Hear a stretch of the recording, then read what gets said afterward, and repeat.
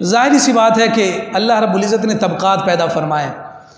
ہر ایک عالم نہیں ہو سکتا، جس طرح سے ہر ایک ڈاکٹر نہیں ہو سکتا، ہر ایک طبیب نہیں ہو سکتا، ہر ایک انجینئر نہیں ہو سکتا، ہر ایک کاروباری نہیں ہو سکتا، ہر کوئی مزدور نہیں ہو سکتا. یہ طبقات اللہ نے پیدا فرمائے. اسی طرح سے ہر ایک عالم بھی نہیں ہو سکتا.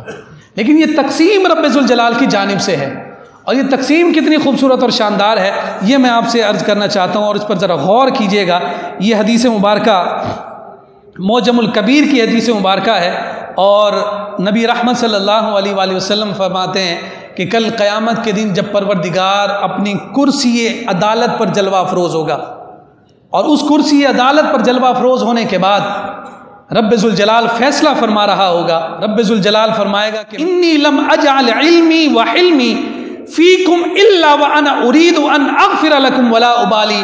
میں نے تمہیں دین، علم اور حلم دیا ہی اس لیے تھا کہ میں تمہاری بخشش اور مغفرت کروں. اور اسی حدیث کو حضور کے ایک دوسرے فرمان کے ساتھ اگر ہم جوڑتے ہیں، جس میں آقا کائنات صلی اللہ علیہ وسلم نے فرمایا من یرید اللہ بہ خیرا یفقہہ فی الدین. اللہ رب العزت جس سے بھلائی کا ارادہ فرماتا ہے اسے اپنے دین کی سمجھ عطا کرتا ہے. یہاں رب ذوالجلال فرما رہا ہے کہ میں نے تمہیں علم دیا ہی اس لیے کہ تمہاری شفاعت اور بخشش کا تمہیں بہانہ بنایا. اور دوسری طرف فرمایا رب بھلائی کا ارادہ پہلے کرتا ہے، دین کی سمجھ بعد میں عطا کرتا ہے. پتہ یہ چلا کہ یہ صاحبان علم کوئی عام نہیں، انہیں اللہ رب العزت انتخاب پہلے کرتا ہے، ان پر نوازشات کی بارشیں بعد میں عطا فرماتا ہے.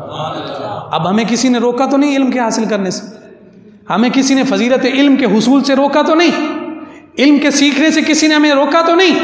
ہم نے اور ہماری مصروفیات نے ہمیں روکا، ہماری ہچکچاہٹ نے ہمیں روکا ہے، ہماری اس دنیا کی مصروفیات نے ہمیں روکا ہے کہ جس کے سبب سے ہم اس دین کی جانب اور دین کے فہم کی جانب نہیں آنا چاہ رہے اور اپنی زندگیوں میں مشغول اور مصروف ہیں.